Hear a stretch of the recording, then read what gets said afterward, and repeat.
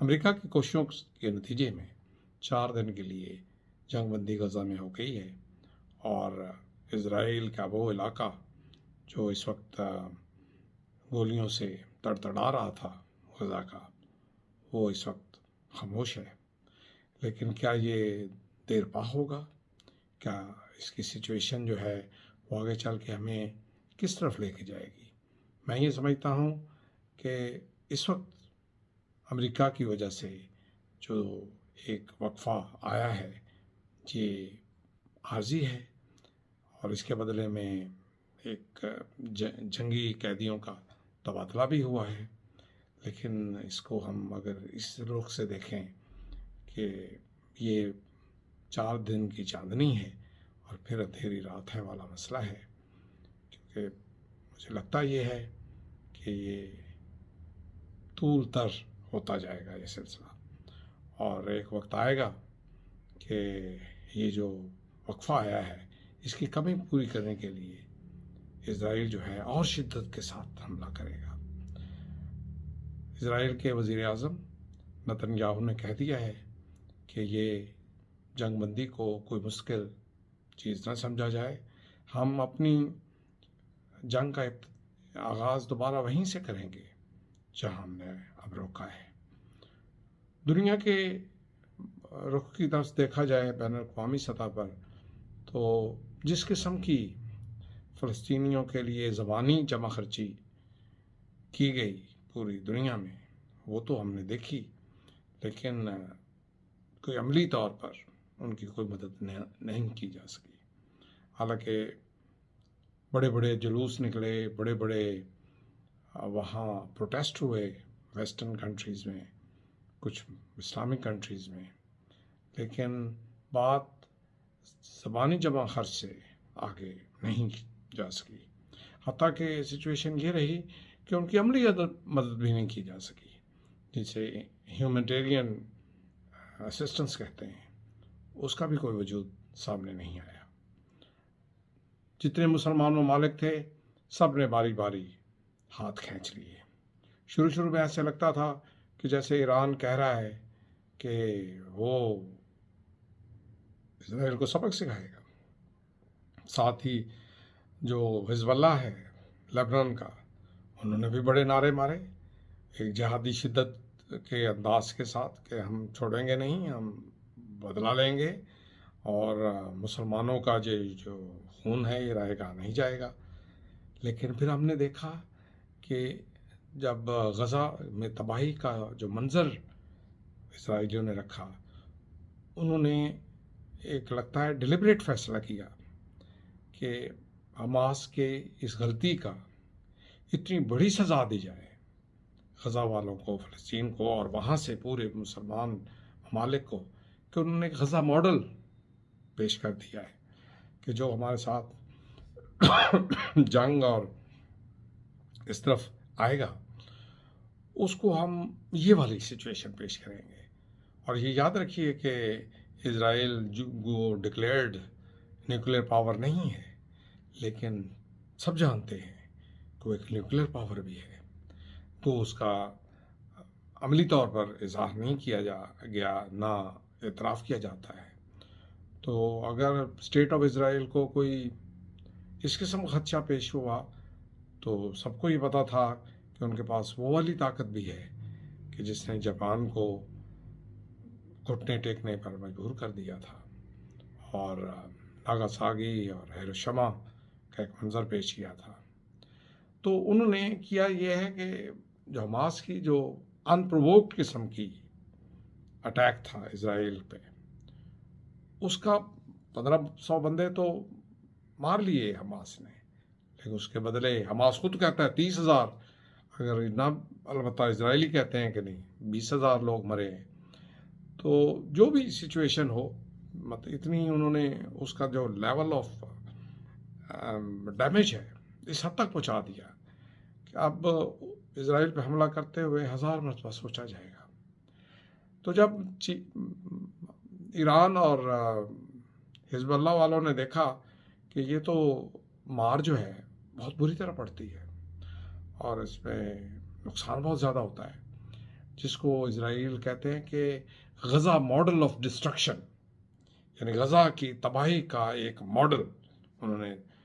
مسلمان ممالک کو پیش کر دیا ہے کہ آپ بہت بڑے لوگ ہیں، آپ بڑے جہادی ہیں، آپ میں جذبہ ہے کہ آپ نے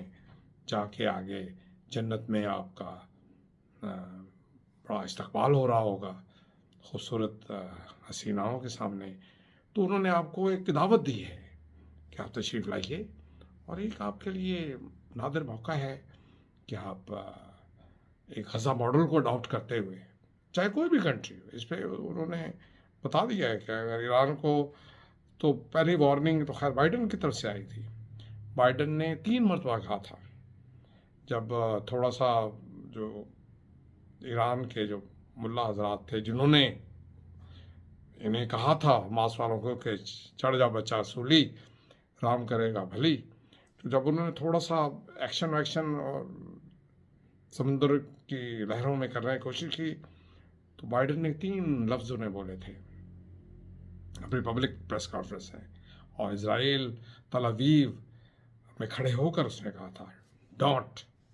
ڈونٹ ڈونٹ، 3 ٹائمز اس نے دہرایا تھا۔ اس کے بعد جتنی ان کی پھونک تھی وہ نکل گئی، حزب اللہ والوں نے 2-4 راکٹ پھینکے، لیکن اس کے بعد ان پر بھی ابھی وہ تسلیم نہیں کرتے، لیکن کہا یہ جاتا ہے کہ اندر خانے انہیں بھی خوب مار پڑی ہے، کیونکہ انہیں جو بھی مار پڑی ہے وہ اس قسم کی پڑی ہے کہ بڑی وائٹل قسم کے جو ان کے ایسٹس تھے ان کو تباہ کیا گیا ہے، اور اس کے بعد وہ بھی پیچھے ہٹ گئے۔ پھر ہم نے دیکھا کہ شروع میں جب اٹیک ابھی جاری تھا تو حماس کی طرف سے میزائل پھینکے جاتے رہے، اب ان کو 4 ہفتے ہو گئے ہیں، ایک میزائل بھی نہیں پھینکا جا سکا، کہ سارا غزائی جو ہے وہ ایک مٹی کا ڈھیر بنا پڑا ہے، اور اس میں انسانی لاشیں دبی ہیں، اور بوڑھوں کی لاشیں ہیں، بزرگوں کی لاشیں ہیں، اور انہیں جگہ نہیں مل رہی کہ انہیں کہاں دفنایا جائے۔ ان کے اسپتال جو ہیں وہ قبرستان بن گئے ہیں۔ ان کی ایک جو خبر کے مطابق کہ جو میں بڑا حیران ہوا، کسی نے یہ کہا کہ جناب جو رہا کر رہے تھے نا فلسطینی قیدی، انہوں نے کہا جی ہم اسرائیل کی قید خانے میں زیادہ محفوظ ہیں، وہاں جائیں گے تو 4 دن کے بعد تو شروع ہونا ہے دوبارہ، تو ہم پھر مارے جائیں گے۔ ہم نے اپنی فیملیاں جو ہیں وہ غزہ سے دور کر دی ہیں، ہمیں آپ فی الحال جب تک یہ جنگ پکی بند نہیں ہوتی تو ہمیں آپ ادھر ہی رہنے دیں۔ لیکن بقول نیوز کے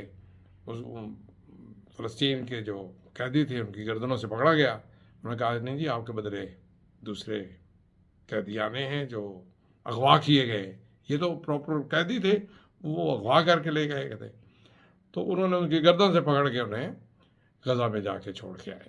اور اس کے بدلے جو 30 کے قریب مغوی جو ہے وہ رہا کیے گئے۔ تو یہ ایک قسم کی سچویشن جو ہے